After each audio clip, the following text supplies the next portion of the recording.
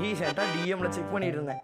சரி என்னடான்னு சொல்லி பார்த்தா தான் தெரியுது, ஒருத்தங்க கமெண்ட் பண்ணியிருக்காங்க, நாங்கள் 4 பேர் நீ ஒரே ஒருத்தன் அப்படின்னு சொல்லிட்டு 4v1 கூப்பிட்டுருந்தாங்க.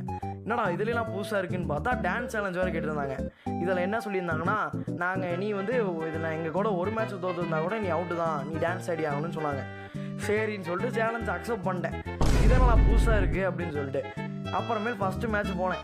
ஃபஸ்ட்டு மேட்ச் போனேனே வந்துட்டு ஃபஸ்ட்டு மேட்ச்சில் நான் வந்து 3-1ன்னு சொல்லிட்டு ஃபஸ்ட் மேட்ச் அடித்தேன். அப்படியே கடந்த அடுத்த 3 மேட்செல்லாம் வந்துட்டு சரியான ஃபார்முக்கு வந்தேன்.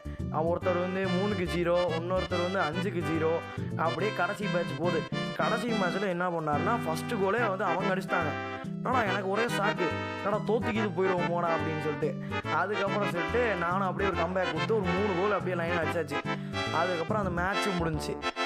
அதுக்கப்புறம் என்னது, டான்ஸ் சேலஞ்ச் தான். சரி அப்புறம் என்னடா பாட்டு கொடுத்துருப்பேன்னு நினைக்கிறீங்களே, பாருங்கள். 1 2 3